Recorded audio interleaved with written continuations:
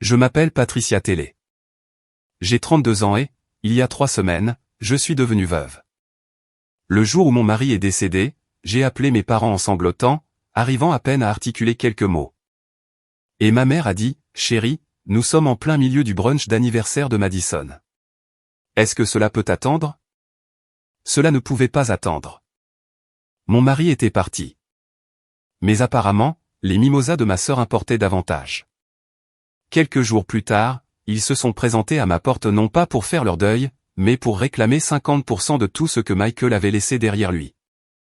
Ils disaient qu'on ne pouvait pas me confier autant d'argent. Ils disaient que Madison en avait plus besoin. Ils disaient que la famille est de la famille. Mais quand ma fille de 8 ans leur a tendu une enveloppe, et a demandé, « Est-ce pour cela que vous êtes venu ?»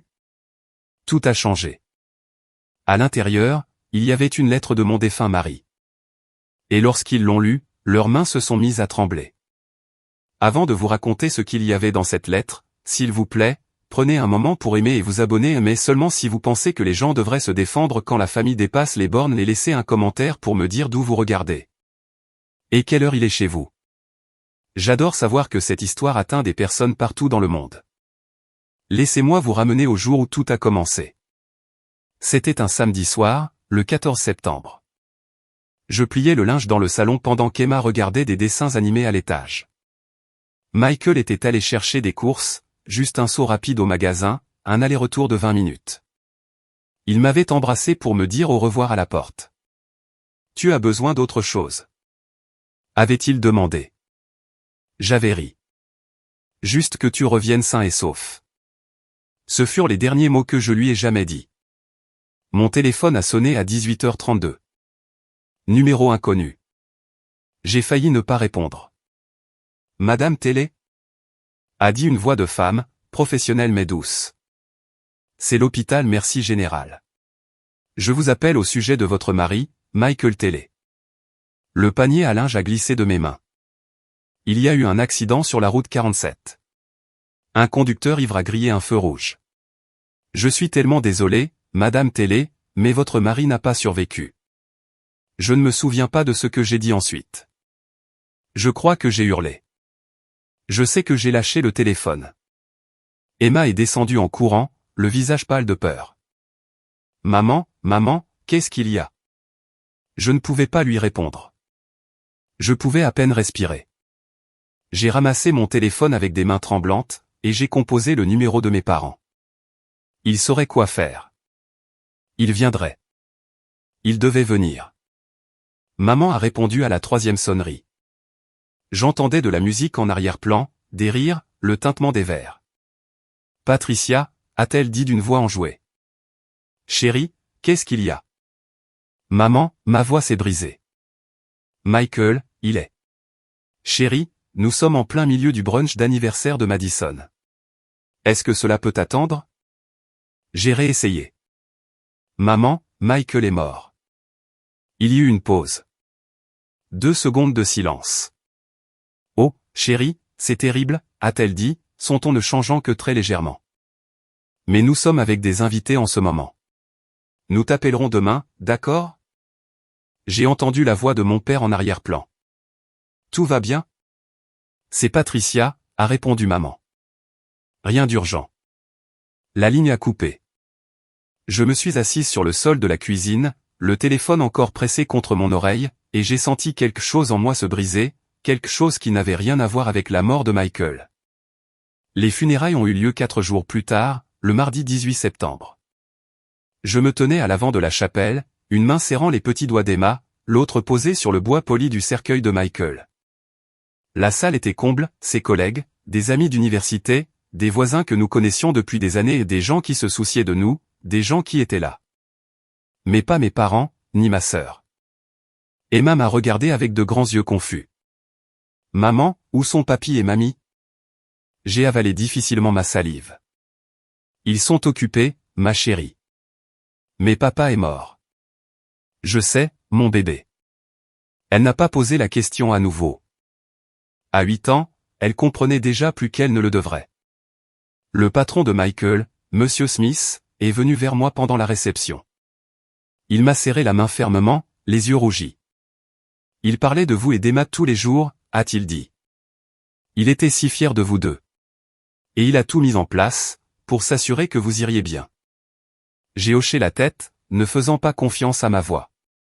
Si vous avez besoin de quoi que ce soit, a continué Monsieur Smith, absolument quoi que ce soit, appelez-moi. Cette nuit-là, après que tout le monde soit parti et qu'Emma se soit enfin endormie, j'ai vérifié mon téléphone. 5 appels manqués, tous provenant d'amis proposant leur aide. Aucun de ma famille. Mais il y avait un SMS de Madison, envoyé à 23h47, et Frangine, j'ai appris pour Michael. C'est rude. Appelle-moi quand tu seras libre. J'ai fixé le message. Rude. Comme si la mort de Michael était une mauvaise journée au travail. Comme si perdre l'amour de ma vie n'était qu'un simple désagrément. Je n'ai pas répondu. À la place, j'ai ouvert Instagram.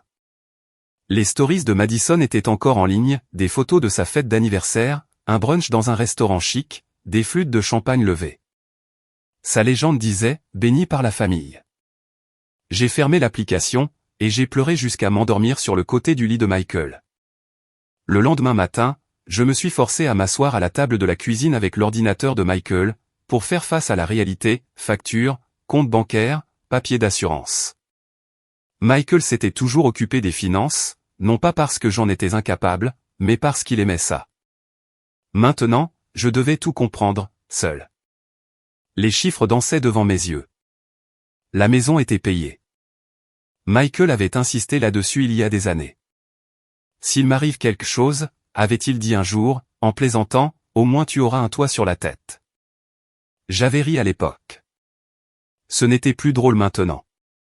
Il y avait 180 000 € d'économie, une police d'assurance vie de 500 000 €, et des comptes d'investissement que je ne comprenais pas tout à fait, un fonds universitaire pour Emma, auquel Michael cotisait depuis sa naissance.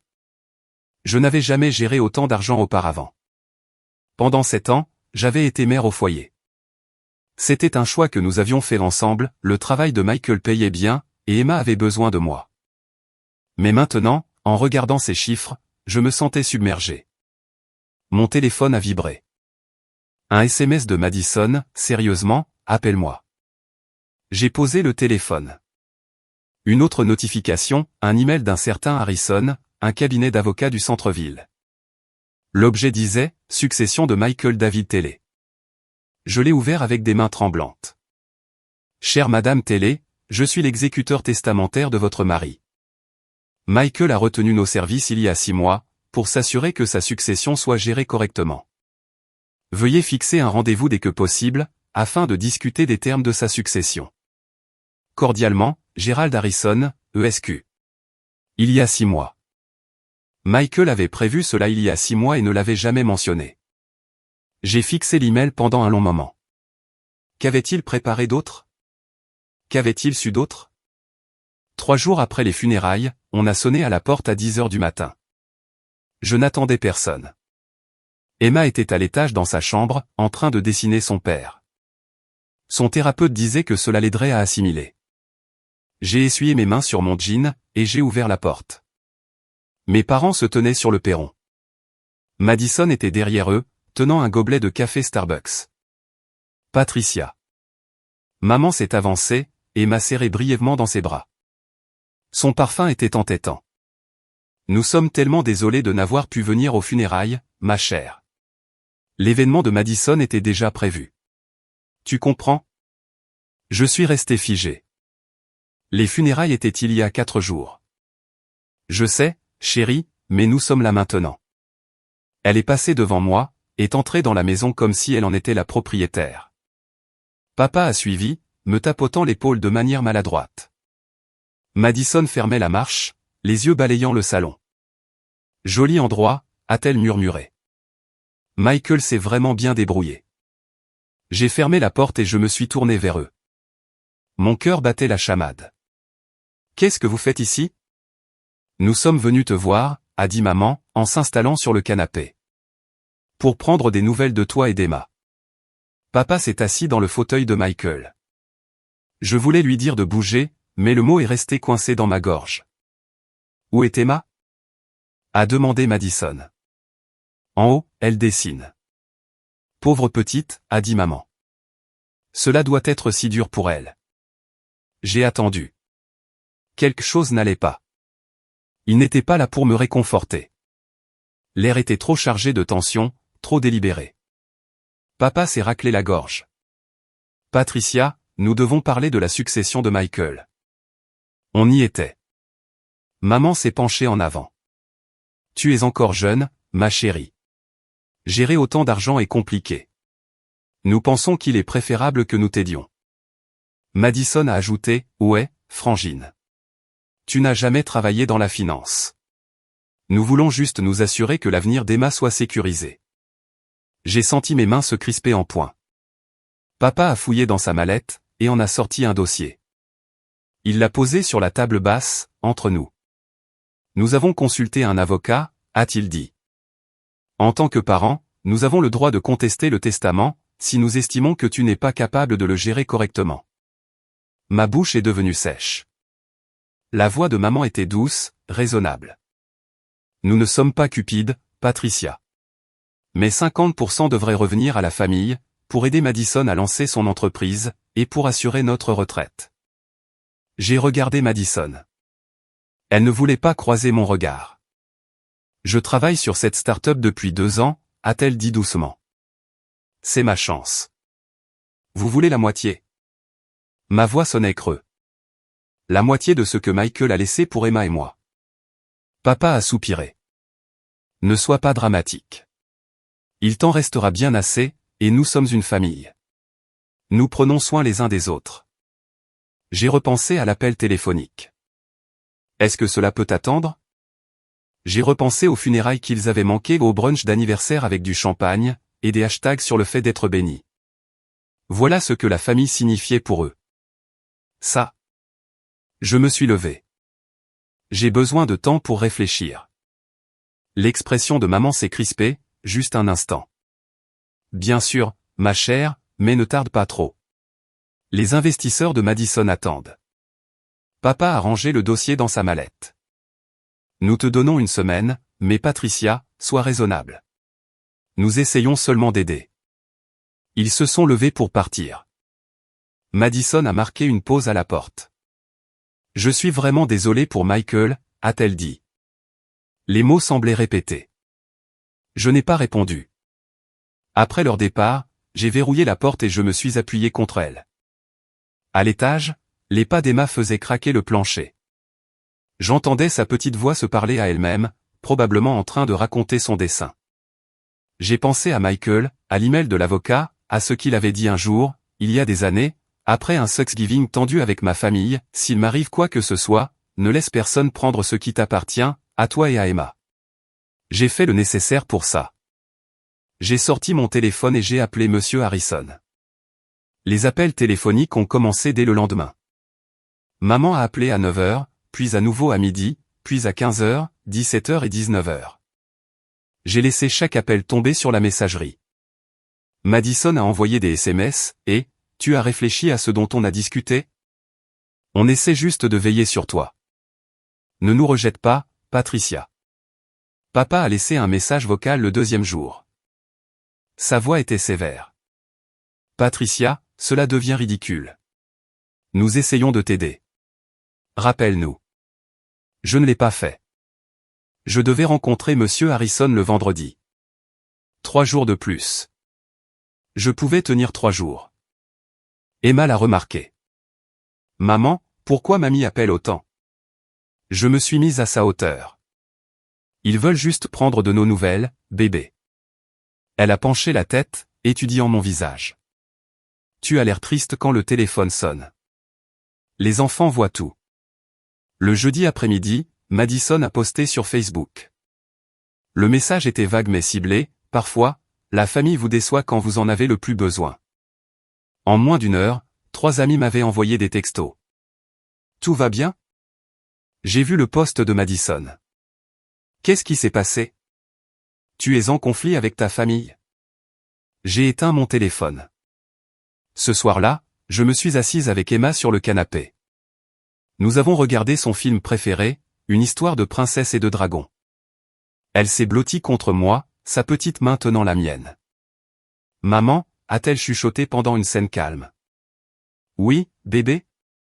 Est-ce que papa nous regarde? Ma gorge s'est serrée. Je le pense, oui. C'est bien. Elle a serré ma main. Alors il sait qu'on va bien. J'ai embrassé le sommet de sa tête et j'ai essayé d'y croire. Vendredi matin, j'ai mis ma plus belle robe, la bleu marine dont Michael disait toujours qu'elle me donnait un air confiant. J'avais besoin de cette confiance maintenant. Le bureau de Monsieur Harrison se trouvait en ville, dans un vieil immeuble en briques avec de hautes fenêtres. L'étude sentait les vieux livres et la cire pour meubles.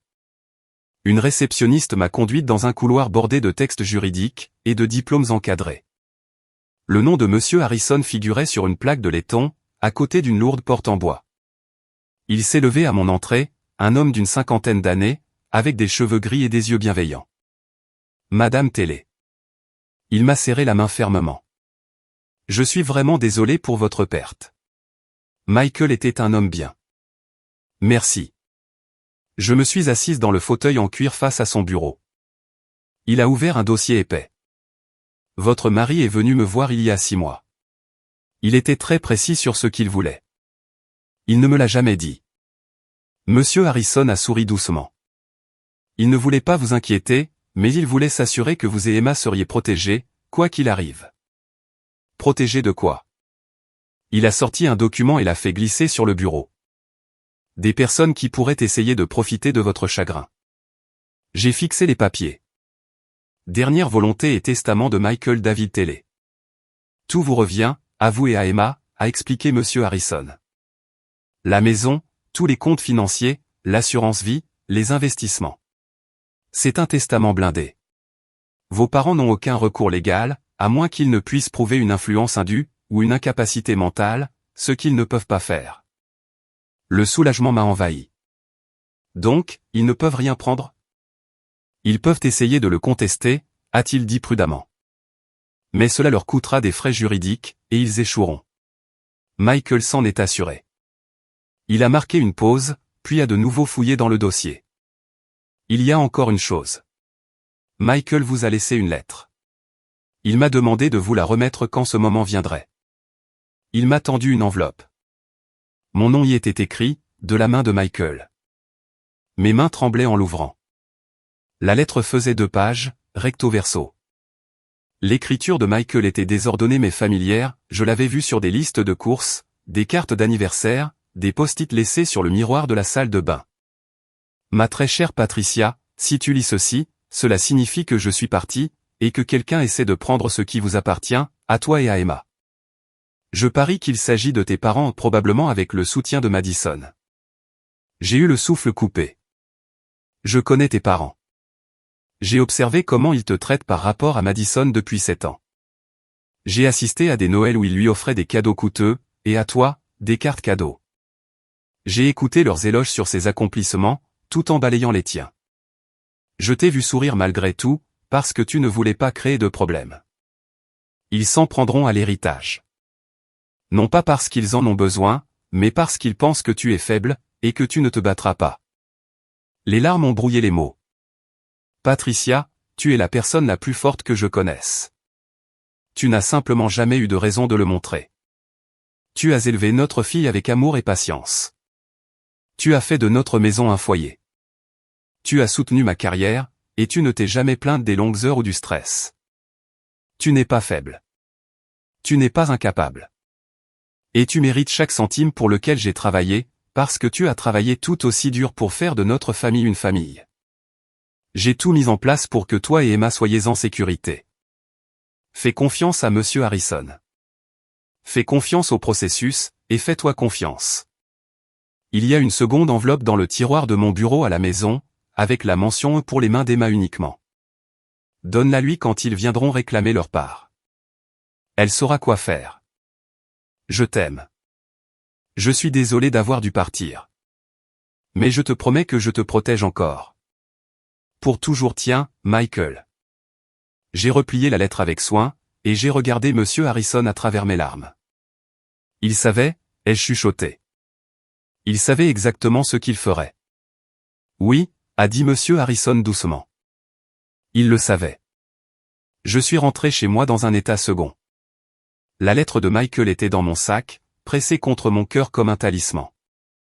Emma était chez une voisine, Madame Chen avait proposé de la garder pendant mon rendez-vous. La maison était vide quand je suis entré, silencieuse. Je suis allé directement dans le bureau de Michael. Nous ne l'avions pas touché depuis son décès. Sa tasse de café était encore sur le bureau, à moitié pleine et oubliée. Sa veste était accrochée au dossier de sa chaise. Des photos d'Emma bordaient l'étagère, premier jour de maternelle, sourire édenté, costume de princesse du dernier Halloween. J'ai ouvert le tiroir du bas de son bureau.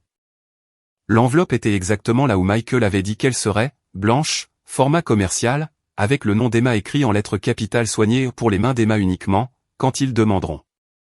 Je l'ai tenue à la lumière. Je ne pouvais pas voir à travers le papier. Tous mes instincts hurlaient de l'ouvrir, pour savoir ce que Michael avait prévu. Mais les instructions étaient claires, les mains d'Emma, pas les miennes. J'ai entendu la porte d'entrée s'ouvrir. « Maman !» a crié la voix d'Emma. Madame Chen m'a ramené. Je me suis levé rapidement, glissant l'enveloppe dans ma poche. Emma est apparue dans l'encadrement de la porte. Elle m'a regardé, debout dans le bureau de son père, et son expression s'est adoucie. « Est-ce que papa te manque ?» À chaque seconde, ai-je dit honnêtement. Elle s'est approchée et a serré ma taille. À moi aussi. Je l'ai serré fort. Emma, je dois te demander quelque chose. Elle a levé les yeux.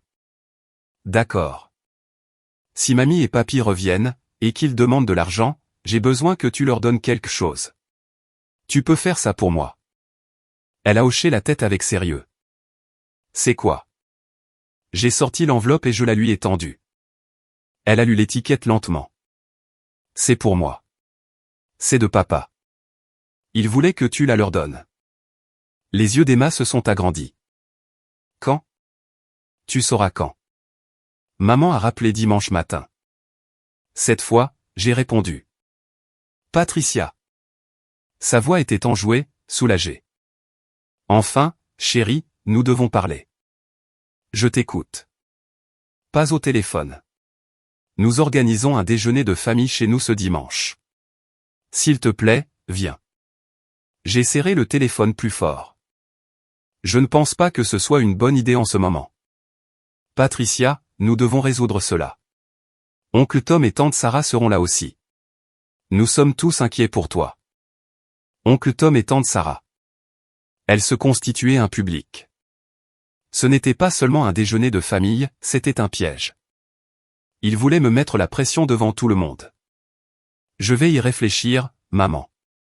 La voix de ma mère s'est durcie, juste un peu. Ce n'est pas optionnel. La famille doit être unie, surtout après une perte pareille. 13 heures, ne sois pas en retard. Elle a raccroché avant que je ne puisse répondre. Je suis resté dans la cuisine à fixer mon téléphone. Je pouvais refuser d'y aller. Je pouvais les ignorer tous. Mais quelque chose que Michael avait écrit résonnait dans mon esprit, tu es la personne la plus forte que je connaisse. Tu n'as simplement jamais eu de raison de le montrer. Peut-être qu'il était temps de le montrer. J'ai appelé Emma. Elle est descendue, encore en pyjama. Qu'est-ce qu'il y a, maman? Nous allons déjeuner chez papy et mamie dimanche prochain. Son visage s'est éclairé, puis s'est rembruni. Est-ce qu'ils seront gentils avec nous? Cette question m'a brisé le cœur. 8 ans, et elle apprenait déjà que la famille pouvait vous faire du mal. Je ne sais pas, bébé, mais nous irons bien. Je te le promets. Ce soir-là, j'ai aidé Emma à choisir une robe pour dimanche. Elle a choisi sa préférée, la bleue avec des fleurs blanches, que Michael lui avait achetée pour son anniversaire. Est-ce que je dois apporter l'enveloppe que papa a laissée? A-t-elle demandé. Je l'ai regardée, surprise par sa perspicacité. Pas encore, bébé, mais prends ton petit sac à main. On la gardera précieusement à l'intérieur. Dimanche est arrivé trop vite. Je me suis engagé dans l'allée de mes parents à 12h55. 8 voitures étaient déjà garées le long de la rue. Mon estomac s'est noué. Emma tenait ma main alors que nous marchions vers la porte. Elle avait glissé l'enveloppe soigneusement dans son petit sac, je voyais un coin dépassé. Madison a ouvert la porte. Patricia, Emma. Elle a souri, mais cela n'atteignait pas ses yeux. Entrez. La salle à manger était pleine. Oncle Tom et tante Sarah étaient assis au bout de la table. Mon cousin David était là avec sa femme. Ma cousine Jessica a fait un signe de la main à Emma. Mes parents se tenaient près de la cuisine, discutant à voix basse. Tout le monde s'est arrêté quand nous sommes entrés. Patricia. Maman s'est précipitée vers moi, me serrant dans ses bras d'une manière qui semblait purement théâtrale. Je suis si contente que tu sois venue. Papa a désigné 2 chaises vides. Asseyez-vous. Mangeons d'abord, nous parlerons ensuite. Le repas fut silencieux de la pire des manières. Les gens échangeaient des banalités, la météo, le sport, le nouveau travail de Jessica, mais ils ne cessaient de me jeter des coups d'œil, comme si j'étais un problème à résoudre. Emma a mangé ses pâtes tranquillement, son sac posé à côté de sa chaise. Après le dessert, oncle Tom s'est raclé la gorge. Patricia, nous avons entendu parler de l'héritage. C'est une sacrée somme. Le silence s'est abattu sur la pièce. Tante Sarah a ajouté prudemment, nous sommes tous de la même famille ici. Nous devrions nous soutenir les uns les autres. J'ai posé ma fourchette. Qu'est-ce que vous voulez dire? Papa s'est penché en avant. Nous disons qu'1 demi-million d'euros, c'est beaucoup d'argent pour quelqu'un qui n'a jamais géré de finances. Et nous sommes inquiets, a dit maman, à l'idée que tu prennes des décisions pendant que tu es en deuil. Madison a pris la parole. Nous pensons simplement qu'il serait préférable que la famille aide à gérer cela, pour le bien d'Emma. J'ai regardé autour de la table. Chaque paire d'yeux était fixé sur moi, dans l'attente, dans le jugement. C'était leur plan, être en surnombre pour me faire sentir petite. Sous la table, la main d'Emma a cherché la mienne. Papa s'est levé, prenant ce ton autoritaire qu'il utilisait quand il voulait mettre fin à une discussion. Patricia, nous en avons tous discuté. Nous pensons que tu fais une erreur en gardant tout. En avez discuté? Ai-je répété. Vous avez discuté de la succession de mon mari sans moi. Nous essayons de te protéger, a dit maman. Madison s'est penchée en avant. Tu n'as jamais manipulé d'argent. Et si tu perdais tout? Qu'en est-il de l'avenir d'Emma? L'avenir d'Emma est assuré, ai-je dit calmement. Michael s'en est chargé. Ah bon? A défié papa. Où a-t-il supposé que tu aurais le soutien de la famille? Oncle Tom a remué sur sa chaise, mal à l'aise. Robert, peut-être qu'elle a besoin d'entendre ceci. Papa l'a coupé. Patricia, ta mère et moi t'avons élevé. Nous avons fait des sacrifices pour toi.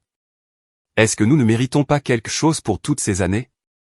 La pièce semblait trop petite, trop chaude. Mon cousin David a ajouté, mes parents ont aidé à t'élever aussi. Ils étaient toujours là pour les événements familiaux. J'ai senti mon visage s'empourprer. Et où étiez-vous tous aux funérailles de Michael? Silence. Où étiez-vous? Ai-je continué, la voix tremblante, quand j'ai appelé pour dire que mon mari était mort? Le visage de maman est devenu livide. Patricia, nous avons expliqué. Vous étiez à une fête d'anniversaire, ai-je dit, en train de boire du champagne pendant que je préparais seul les funérailles de mon mari. Madison s'est levée. Ce n'est pas juste. Nous sommes venus dès que nous avons pu. 3 jours plus tard, pour réclamer de l'argent. Nous te demandons d'être raisonnable. La voix de papa a monté. Michael ne comprenait pas que la famille prend soin de ses membres. Il ne savait pas comment nous fonctionnons. Tu te montres égoïste, Patricia, a dit Madison d'une voix cinglante. La pièce s'est tue. Tout le monde me fixait, attendant que je craque, que je m'excuse, que je cède. Emma a serré ma main plus fort. Puis, elle a lâché prise, et s'est levée. Et tout le monde, si vous avez déjà été dans une situation où toute votre famille s'est liguée contre vous, cliquez sur le bouton j'aime pour que je sache que vous comprenez ce que j'ai ressenti à ce moment-là. Et si vous voulez voir comment une enfant de 8 ans a tout changé avec une seule question simple, assurez-vous d'être abonné, car ce qui arrive ensuite est une chose que personne à cette table n'attendait. Maintenant, regardez ce que ma fille a fait. Emma a fait le tour de la table vers mes parents. Ses petites chaussures Mary-Jane claquaient sur le parquet. La salle l'observait avec des expressions curieuses et incertaines. Papy? Sa voix était fluette mais claire. Le visage de papa s'est immédiatement adouci. Oui, ma puce? Est-ce que je peux dire quelque chose? Bien sûr que tu peux. Emma a plongé la main dans son sac, et en a sorti l'enveloppe blanche. Elle la tenait avec précaution, de la même manière qu'elle tenait ses trésors, comme les cailloux ramassés au parc, ou les dessins qu'elle faisait de son père. Elle s'est approchée de papa, et lui a tendu l'enveloppe. Papa m'a dit de te donner ça, quand vous viendriez demander. Maman a froncé les sourcils. Demander quoi, mon cœur? Emma a levé les yeux, avec ce regard de 8 ans, si large et innocent. Pour l'argent? C'est pour ça que vous êtes venu, non? La pièce s'est figée totalement. Papa a pris l'enveloppe lentement. Sa main tremblait légèrement. Emma, chérie, nous ne sommes pas ici pour l'argent. Nous sommes ici parce que nous vous aimons, toi et ta maman. Emma a penché la tête sur le côté. Alors pourquoi mamie a dit que vous aviez besoin de 50%? J'ai vu mon visage de ma mère perdre toute couleur. Nous, a commencé maman. Et pourquoi vous n'êtes pas venu quand papa est mort? A continué Emma. Maman a pleuré toute la nuit. Je l'ai entendu. La fourchette de tante Sarah a tinta contre son assiette. Papa fixait l'enveloppe entre ses mains. L'écriture dessus et l'écriture de Michael le fixaient en retour, pour les mains d'Emma uniquement, quand ils demanderont. Madison s'est penché. Qu'est-ce que c'est? Oncle Tom observait depuis l'autre bout de la table, son expression indéchiffrable. Les doigts de papa ont tâtonné avec le seau. Il a sorti 2 feuilles de papier pliées, une lettre, et ce qui ressemblait à des documents juridiques. Il a commencé à lire. Son visage est passé du pâle au pourpre en quelques secondes. Maman a agrippé son bras. Qu'est-ce que ça dit? La main de papa s'est mise à trembler. Madison a arraché la lettre des mains de papa. Qu'est-ce que ça dit? Elle a parcouru les premières lignes, et son visage a blêmi. Ce n'est pas possible.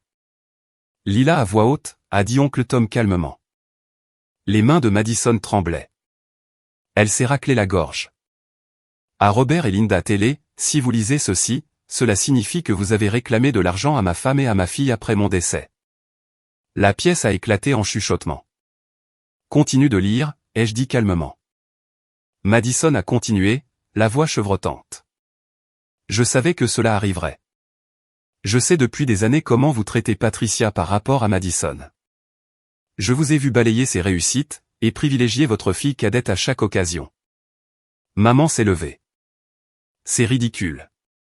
Michael n'avait aucun droit. Continue de lire, Madison, ai-je répété. Elle m'a regardé, puis a replongé dans la lettre. J'ai laissé 100% de ma succession à Patricia et Emma Télé.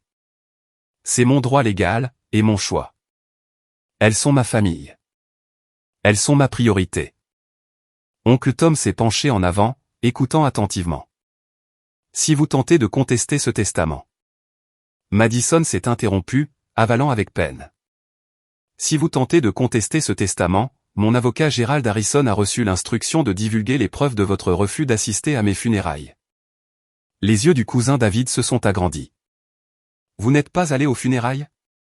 Madison a continué sa lecture, la voix n'étant plus qu'un murmure. Plus précisément, l'appel téléphonique du 14 septembre à 18h47, lors duquel Patricia a informé Linda de mon décès, et Linda a choisi de rester à la fête d'anniversaire de Madison. Cet appel a été enregistré dans le cadre de mon protocole de contact d'urgence. Il est horodaté et vérifié. La pièce a explosé. Vous n'êtes pas allé à ses funérailles? A demandé tante Sarah, la voix montant dans les aigus. Vous saviez qu'il était mort et vous êtes resté à une fête? Jessica fixait ma mère. Maman a essayé de parler. Ce n'était pas nous allions venir plus tard, mais... Plus personne n'écoutait. Madison, la voix tremblante, a continué de lire. L'appel a été enregistré via le système de contact d'urgence de mon employeur. L'horodatage est vérifié. Le contenu est indiscutable. Papa a saisi le second papier, une photocopie du testament. Ses yeux le parcouraient frénétiquement. De plus, a lu Madison, son visage se décomposant, toute tentative de honte publique, ou de pression sur Patricia, entraînera le partage de ces documents avec votre communauté ecclésiastique, et l'ensemble de votre réseau familial élargi. Je ne profère pas cette menace à la légère. Je le fais pour protéger ma femme des personnes qui ont passé sa vie entière à lui faire sentir qu'elle valait moins que rien. Maman s'est effondrée sur sa chaise. Michael ne ferait pas ça. Il l'a fait, ai-je dit doucement. Il savait exactement ce que vous feriez. Oncle Tom s'est levé brusquement. Robert, Linda, sa voix était glaciale. Vous n'avez pas assisté aux funérailles de votre gendre. Nous allions venir plus tard. A protesté papa. C'est juste que l'anniversaire de Madison était plus important. La mâchoire de Tom s'est contractée. Vous êtes sérieux? Tante Sarah a regardé maman avec dégoût. J'étais à ce brunch. Tu n'as jamais mentionné que le mari de Patricia était décédé. Je ne voulais pas gâcher la journée de Madison, a murmuré maman. Alors, tu as gâché celle de Patricia. A lancé Jessica, la voix tranchante. Elle a perdu son mari et tu n'as même pas pu te montrer. David a secoué la tête lentement. Et maintenant, vous êtes ici à réclamer de l'argent.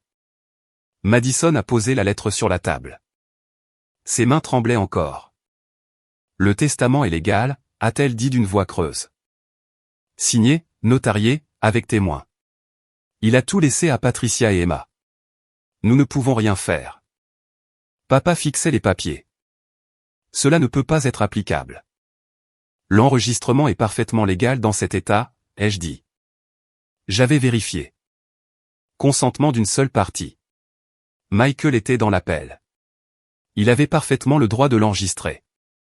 Le silence qui suivit fut assourdissant. Je me suis levé lentement. Emma est immédiatement venue à mes côtés, glissant sa main dans la mienne. Michael savait que cela arriverait, ai-je dit, ma voix restant ferme. Parce que c'est arrivé toute ma vie. Madison a toujours eu toute l'attention, le soutien, le bénéfice du doute. Patricia, a commencé maman. J'étais la responsable, celle qui n'avait pas besoin d'aide, celle qui se débrouillerait. Je les ai regardés un par un. Mais être responsable, cela signifiait en réalité être invisible. Cela signifiait que vous pouviez m'ignorer quand cela comptait le plus. Papa a tenté d'interrompre. Patricia, ce sont des affaires de famille. Non, papa. Ce sont mes affaires. Le testament de Michael est légal. Monsieur Harrison l'a confirmé. Tout revient à Emma et à moi, et il n'y a rien que vous puissiez contester. Nous t'avons élevé, a dit maman, les larmes coulant sur son visage. Est-ce que cela ne compte pas pour quelque chose? Si, cela compte, ai-je dit honnêtement. Et j'en suis reconnaissante. Mais cela ne vous donne pas le droit à la moitié de ce que mon mari a laissé à sa fille. Madison s'est levée. Patricia, je ne savais pas qu'ils allaient. Si, tu le savais, ai-je dit doucement. Tu m'as envoyé un SMS au sujet de la mort de Michael. Tu as dit que c'était rude. Comme si perdre mon mari était une mauvaise journée au bureau. Elle a tressailli. J'ai pris mon sac à main. Emma et moi partons maintenant. Si vous voulez contester le testament, parlez-en à votre avocat. Mais monsieur Harrison a l'enregistrement, les documents, et une série d'instructions très claires. Oncle Tom s'est raclé la gorge. Patricia, je pense que tu fais ce qu'il faut. Tante Sarah a hoché la tête. Si j'avais su, j'aurais été à ses funérailles. Jessica s'est levée. Moi aussi. Je suis désolé, Patricia. J'ai regardé mes parents une dernière fois. Vous avez fait votre choix le 14 septembre. Maintenant, je fais le mien. Emma et moi nous sommes dirigés vers la porte. Derrière nous, les voix ont éclaté en dispute. Comment as-tu pu ne pas nous le dire? C'était Tom. Robert, c'est honteux. La voix de Sarah était aiguisée par la colère. Maman, papa, vous devez arranger ça. La voix de David. Je ne me suis pas arrêté. Je ne me suis pas retourné. J'ai juste continué à marcher. La voix de papa a couvert les autres, tu vas le regretter, Patricia. Je me suis arrêté sur le seuil, je me suis retourné juste assez pour qu'il voie mon visage. La seule chose que je regrette, c'est de ne pas avoir fixé de limite plus tôt. Emma a tiré sur ma main. Allons-y, maman. Nous avons marché jusqu'à la voiture en silence. Derrière nous, j'ai entendu la porte d'entrée claquer. Encore des cris venant de l'intérieur de la maison. Emma a grimpé sur son siège auto. Je l'ai attachée, mes mains étant étonnamment stables. Maman, a-t-elle dit au moment où je démarrais le moteur. Est-ce que tu vas bien? Je l'ai regardée dans le rétroviseur de ma fille magnifique, si perspicace. Les yeux de Michael me regardaient en retour. Je vais plus que bien, bébé. Je suis libre. Le trajet pour rentrer a duré 15 minutes. Emma fredonnait doucement sur le siège arrière, étant déjà passée à autre chose.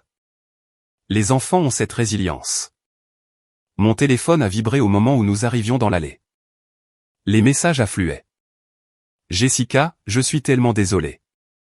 Je n'avais aucune idée qu'ils avaient fait ça. Tom, tes parents te doivent des excuses. C'était inexcusable. Sarah, si tu as besoin de quoi que ce soit, appelle-nous. Et un message de Madison, est-ce qu'on peut parler, s'il te plaît? J'ai mis mon téléphone en silencieux. À l'intérieur, Emma est allée directement à la cuisine et s'est versé un verre de lait. Qu'est-ce qu'on mange ce soir? Et si on prenait une pizza? Ai-je suggéré. Son visage s'est éclairé. Avec un supplément de fromage.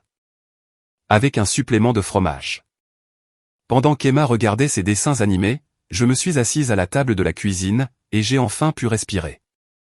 Vraiment respirer. Pour la première fois en 3 semaines, j'ai senti que je le pouvais. Michael nous avait protégés. Même dans la mort, il nous avait protégés. Si vous avez déjà dû couper les ponts avec votre famille pour vous protéger, vous ou vos enfants, laissez un cœur dans les commentaires. Je veux que vous sachiez que vous n'êtes pas seul dans cette décision. Et si vous voulez voir ce qui s'est passé dans les semaines qui ont suivi mon départ de cette maison, abonnez-vous, car l'histoire ne s'arrête pas là. Certains membres de ma famille m'ont contacté pour s'excuser. D'autres ne m'ont plus jamais adressé la parole. Voici ce qui s'est passé ensuite. La première chose que j'ai faite le lundi matin a été de bloquer les numéros de mes parents, puis celui de Madison. C'était comme s'amputer d'un membre. Douloureux, mais nécessaire. J'ai gardé les numéros de Tom et Sarah. Ils avaient fait leurs preuves. Jessica aussi. Le mardi, j'avais un email de Tom, Patricia, Sarah et moi soutenons totalement ta décision. Si tu as besoin de quoi que ce soit, garde d'enfants, un repas, quelqu'un à qui parler, nous sommes là. J'ai répondu par 2 mots, merci. Mercredi, j'ai mis à jour mes paramètres Facebook, j'ai rendu mon profil privé, et j'ai limité qui pouvait voir mes publications. Je ne me cachais pas. Je protégeais ma paix. Jeudi, j'ai posté quelque chose de simple, visible uniquement pour mes amis proches, parfois, protéger sa paix signifie décevoir des gens qui n'ont jamais protégé la vôtre. 47 mentions j'aime, des dizaines de commentaires de soutien. Tu es si forte, Patricia. Bravo d'avoir fixé des limites. Ta fille a de la chance de t'avoir. Madison a essayé de me joindre via Instagram. Son message est resté dans mon dossier de demande, est-ce qu'on peut parler? Je ne savais pas que maman et papa allaient faire ça. Je n'ai jamais voulu cela. J'ai laissé le message en lu. Vendredi soir, Emma a posé la question que je redoutais. Nous étions assises sur le canapé, partageant du popcorn en regardant un film. Maman, est-ce qu'on reverra mamie et papy un jour? J'ai coupé le son de la télé. Je ne sais pas, bébé. Peut-être un jour, s'ils apprennent à respecter nos limites. C'est quoi des limites? Cela signifie traiter les gens avec gentillesse et respect, même quand on n'obtient pas ce que l'on veut.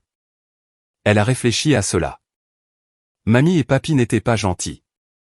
Non, ils ne l'étaient pas. Est-ce que papa savait qu'il ne le serait pas? Je l'ai serré contre moi. Oui, c'est pour ça qu'il nous a protégés.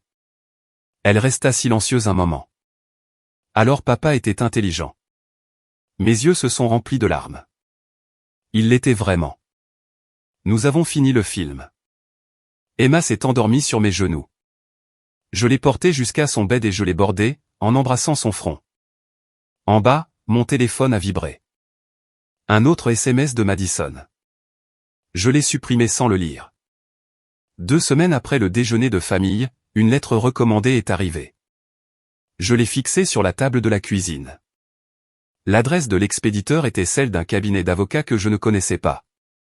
À l'intérieur se trouvait une notification formelle, mes parents contestaient officiellement le testament de Michael. Leur motif, détresse émotionnelle, et influence indue lors de la planification successorale. Mes mains tremblaient en lisant cela. Emma était à l'école. La maison était calme. J'ai pris mon téléphone et j'ai appelé Monsieur Harrison. Il a répondu à la 2e sonnerie. Madame Télé, j'attendais votre appel. Ils le font vraiment. Oui, j'ai reçu la même notification ce matin. Sa voix était calme, assurée. Ne vous inquiétez pas, ils n'ont absolument aucun fondement. Mais la lettre dit que ils essaient désespérément de trouver n'importe quoi. Ils doivent prouver que Michael n'était pas sain d'esprit, ou que vous l'avez manipulé. Rien de tout cela n'est vrai et ils n'ont aucune preuve. Alors, qu'est-ce qui se passe maintenant? Je réponds. Je leur envoie la documentation, l'enregistrement, le testament, l'affidavit des témoins, et j'inclus un avertissement concernant leurs frais de justice potentiels s'ils continuent. Combien cela va-t-il me coûter? Rien. La succession de Michael couvre tous les frais juridiques pour la défense du testament. Il avait aussi prévu cela. Je me suis assise lourdement. Il a vraiment pensé à tout. Il vous aimait beaucoup, Madame Télé. Après avoir raccroché, j'ai fait du thé et je me suis assise près de la fenêtre de la cuisine. Dehors, les feuilles commençaient à virer à l'orange et à l'or. L'automne arrivait, la saison préférée de Michael. Monsieur Harrison a travaillé rapidement. À la fin de la semaine, j'avais une copie de sa lettre de réponse. C'était professionnel, exhaustif et dévastateur. L'enregistrement était joint, horodaté, vérifié, accompagné d'une liste des dossiers médicaux de Michael montrant une santé mentale parfaite, ainsi que des déclarations de son employeur, de son médecin, et de 3 amis confirmant qu'il était sain d'esprit lorsqu'il a rédigé le testament. Une semaine plus tard, j'ai reçu une autre lettre. L'avocat de mes parents se retirait de l'affaire. La nouvelle s'est propagée dans la famille comme une traînée de poudre. Jessica m'a appelé. Patricia, tu as appris? L'avocat de papa et maman les a lâchés. J'ai appris. Tout le monde est au courant maintenant pour les funérailles, le coup de fil, tout. Elle a marqué une pause. Tante Linda a essayé de s'expliquer à l'église dimanche dernier. Ça s'est mal passé. Je n'ai pas demandé ça, ai-je dit doucement. Tu n'avais pas à le faire. La vérité finit toujours par sortir. Cet après-midi-là, maman a laissé un message vocal. Sa voix était petite, chevrotante. Patricia, j'espère qu'un jour tu pourras nous pardonner. Nous avons fait des erreurs. Nous le voyons maintenant. J'ai sauvegardé le message mais je n'ai pas répondu. D'autres informations ont filtré au cours des semaines suivantes. Tom m'a dit que plusieurs membres de la famille élargie avaient cessé d'inviter mes parents aux événements. La liste d'invitations pour Thanksgiving circule, a-t-il dit. Tes parents n'y sont pas. Tom, je n'ai jamais voulu. Nous savons, mais les actes ont des conséquences. Ils ont choisi une fête d'anniversaire plutôt que ta tragédie. Les gens n'oublient pas ça. Sarah a ajouté que plusieurs amis de maman à l'église s'étaient distanciés. Quelqu'un a demandé de front à Linda s'il était vrai qu'elle avait séché les funérailles de son gendre. Linda n'a pas pu répondre. Madison a apparemment dit aux gens qu'elle faisait une pause et a déménagé dans son appartement à l'autre bout de la ville. Son Instagram est devenu silencieux. Plus de posts d'anniversaire. Plus de hashtags sur le fait d'être béni. Je ne me sentais pas victorieuse. Je me sentais triste. C'étaient mes parents, ma sœur, ma famille. Mais Emma méritait mieux. Et moi aussi. Monsieur Harrison m'a envoyé une dernière lettre. L'affaire est officiellement classée. Aucune autre action ne sera entreprise. Votre héritage est en sécurité. J'ai encadré la lettre de Michael et je l'ai accrochée dans mon bureau, un rappel que j'étais aimée, que j'étais protégée, et que j'étais plus forte que je ne l'avais jamais imaginé. J'ai rencontré un conseiller financier en novembre. Elle s'appelait Rachel, et elle se spécialisait dans l'aide aux jeunes veuves pour gérer leurs finances. Vous vous en sortez mieux que la plupart des gens dans votre situation, a-t-elle dit en examinant mes comptes. Michael a tout bien organisé. Il était minutieux. Il était intelligent. Elle a sorti un document de planification. Parlons de l'avenir d'Emma.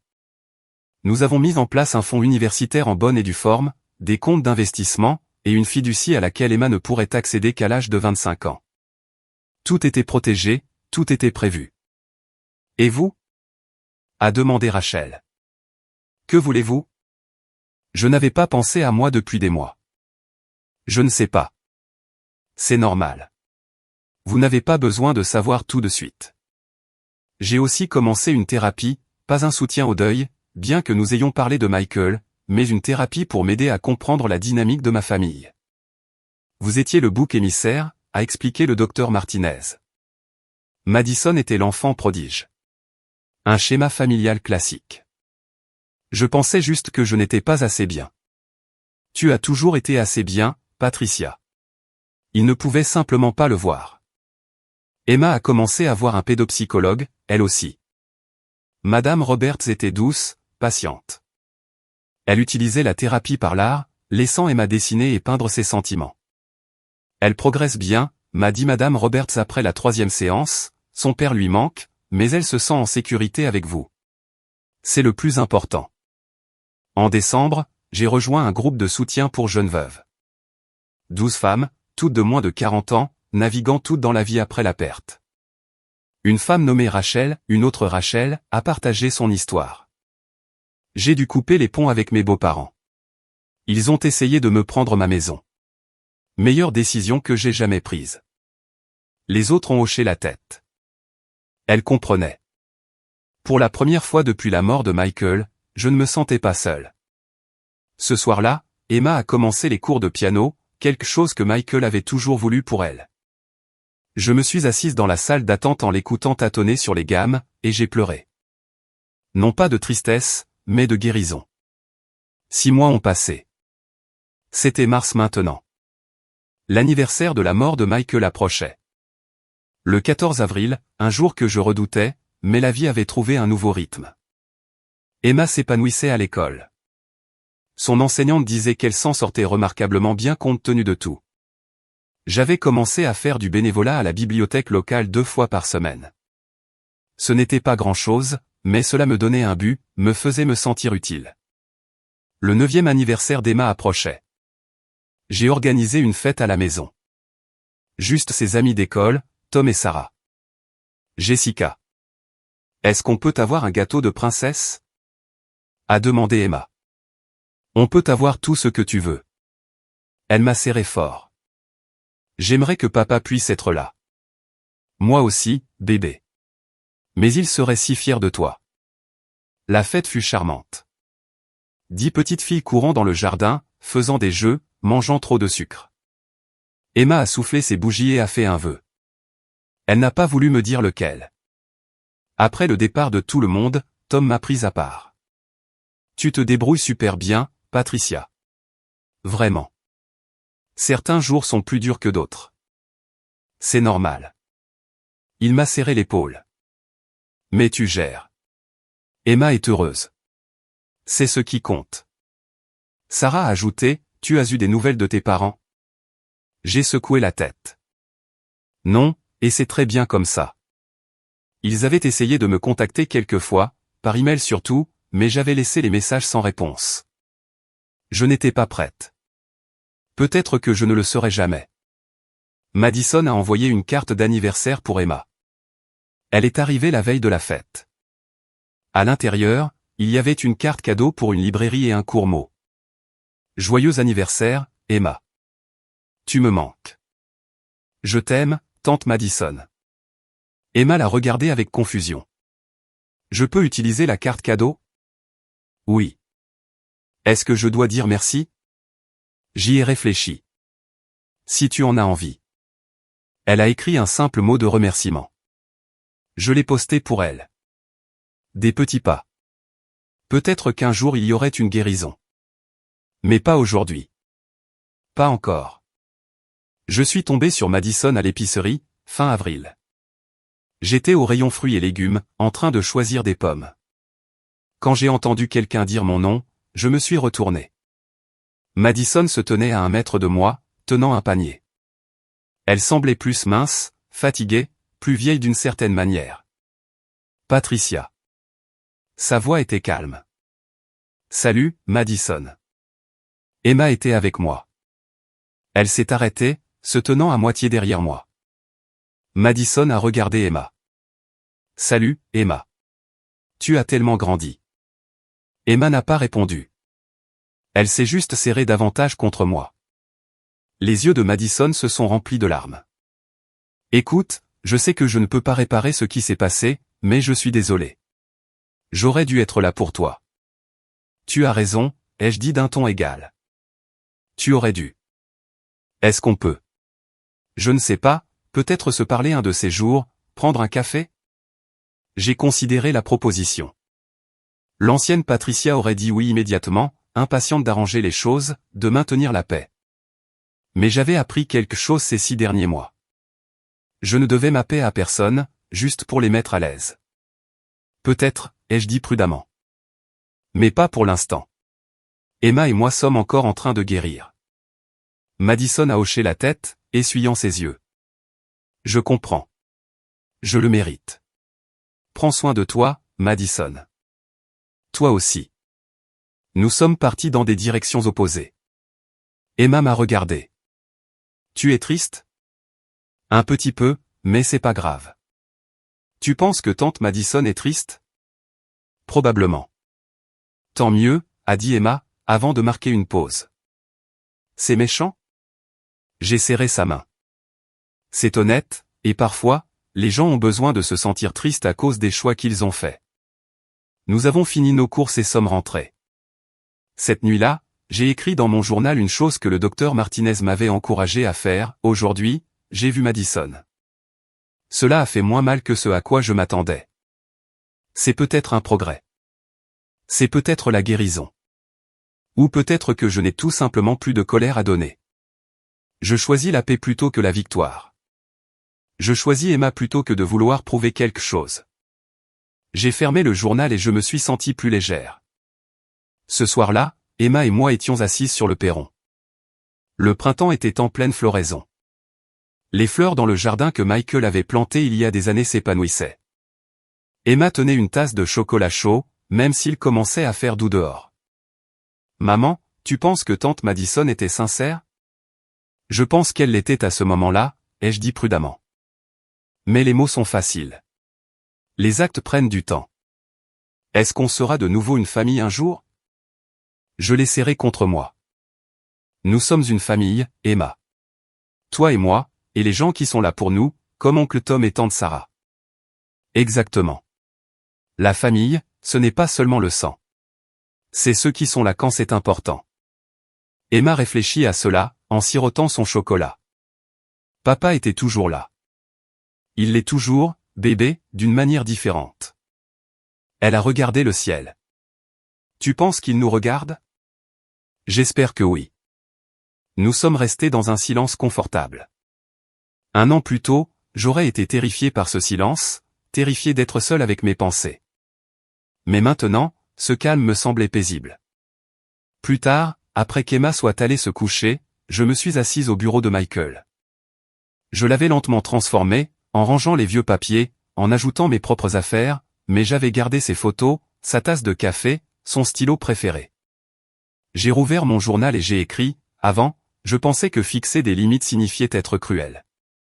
Maintenant, je sais que cela signifie être bienveillante envers moi-même, et envers Emma.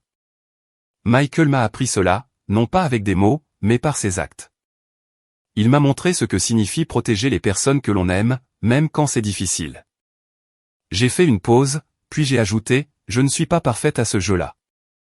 Je me sens encore coupable parfois, mais j'apprends, et c'est déjà beaucoup. Une nuit de début mai, j'ai ouvert l'ordinateur de Michael. Je l'avais évité pendant des mois, mais maintenant je me sentais prête. J'ai créé un document et j'ai commencé à taper. Cher Michael, cela fait 8 mois que tu es parti. Tu manques à Emma tous les jours. À moi aussi. Mais je veux que tu saches que nous allons bien grâce à toi. Ta lettre, ta planification, ton amour. Cela nous a sauvés. Pas seulement financièrement, mais émotionnellement. Tu m'as donné la permission de me défendre, de protéger notre fille, de croire que j'étais assez forte. Mes parents ont essayé de contester le testament. Ils ont échoué. Les limites que tu m'as aidé à fixer tiennent bon. J'apprends à vivre sans toi. Mais je n'oublierai jamais ce que tu nous as donné. La sécurité, la dignité et un avenir. Emma s'épanouit. Elle est en CE2 maintenant, elle n'a que des A. Elle joue du piano, ton rêve pour elle. Elle parle de toi constamment. Papa aurait adoré ça. Papa aurait été fier. Elle a raison. Tu le serais. J'ai rejoint un groupe de soutien. J'ai commencé une thérapie. Je me reconstruis pièce par pièce. Certains jours sont durs. Je pleure encore quand j'entends notre chanson à la radio. Je te cherche encore au milieu de la nuit et je me souviens que tu n'es pas là, mais je reste debout. Et Emma est debout à mes côtés. Tes parents ont appelé la semaine dernière. Ils veulent rencontrer Emma. J'ai dit, non, peut-être un jour, mais pas encore. Je la protège comme tu nous as protégés. Merci, Michael, de m'avoir vu, de m'avoir aimé, de t'être assuré que nous irions bien. Tu me manques à chaque seconde de chaque jour. Mais je vais bien. Nous allons bien. Pour toujours tienne, Patricia. J'ai sauvegardé le fichier « Lettre à Michael », mois 8. Il y avait 7 autres lettres dans le dossier, une pour chaque mois depuis son décès. J'ai fermé l'ordinateur et je me suis couché, le cœur en paix. Le 14 septembre est arrivé. 1 an depuis que Michael est mort. Emma et moi sommes allés au cimetière ensemble. Elle portait la robe bleue, celle que Michael lui avait achetée. Je portais son pull préféré, le gris, celui dont il disait qu'il allait avec mes yeux. Nous avons apporté des fleurs, des roses blanches, les préférées de Michael. Emma s'est agenouillée près de la pierre tombale et a disposé les fleurs avec soin. Salut, papa. Je suis en CE2 maintenant. J'ai eu un A en maths. Je me suis agenouillé à ses côtés, en brossant la poussière sur la pierre. Nous nous en sortons, Michael. Juste comme tu l'avais prévu. Emma a passé ses doigts sur son nom. Tu penses que papa sait qu'on a tenu tête à papy et mamie? J'ai souri. Je pense qu'il est très fier de nous. Nous sommes restés là un moment à lui parler, en lui racontant le récital de piano d'Emma, la bibliothèque où je faisais du bénévolat, le jardin qui fleurissait. Sur le chemin du retour, Emma s'est endormie à l'arrière. J'ai conduit doucement, en écoutant la chanson préférée de Michael à la radio. Je n'ai pas pleuré.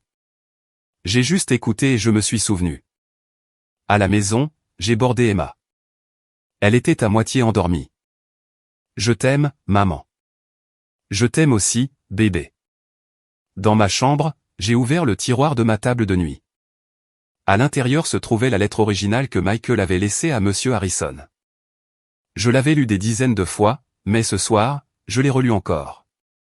Tu es la personne la plus forte que je connaisse. Tu n'as simplement jamais eu de raison de le montrer. J'ai replié la lettre soigneusement et je l'ai rangée. Il y a 1 an, je pensais avoir tout perdu, mais j'avais trouvé quelque chose que j'ignorais posséder, moi-même. 3 semaines plus tard, un SMS est arrivé. C'était maman, le premier contact direct en 9 mois. Patricia, c'est la fête des mères la semaine prochaine.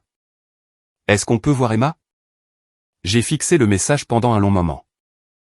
Emma était chez une amie. La maison était calme. Je me suis assise sur le canapé et j'ai réfléchi à ce que je voulais. Pas ce qu'il voulait. Pas ce qui maintiendrait la paix. Ce que je voulais. La réponse est venue rapidement. J'ai tapé, pas encore. Quand je serai prête, je vous le ferai savoir. J'ai appuyé sur envoyer avant de pouvoir changer d'avis. 3 petits points sont apparus immédiatement. Elle écrivait. Puis ils ont disparu. Aucune réponse n'est venue.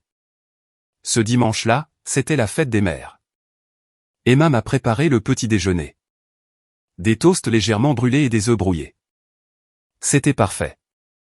Bonne fête des mères, maman. Merci, bébé. Elle m'a tendu une carte qu'elle avait faite à l'école. Sur le devant, il y avait un dessin de nous deux se tenant la main. À l'intérieur, tu es la meilleure, maman. Je t'aime, Emma. Je l'ai serré fort et j'ai essayé de ne pas pleurer. Cet après-midi-là, Tom et Sarah nous ont invités. Jessica était là aussi.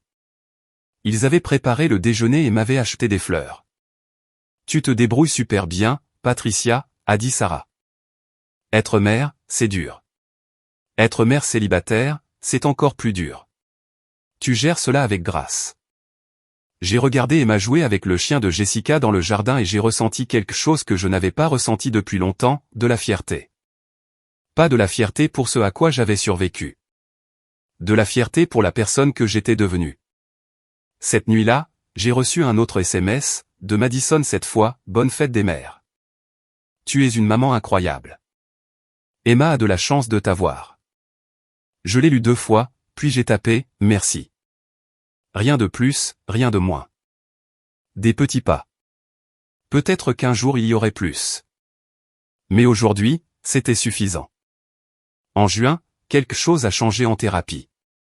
Le docteur Martinez m'a posé une question à laquelle je n'avais jamais réfléchi, à quoi voulez-vous que votre relation avec votre famille ressemble dans 5 ans?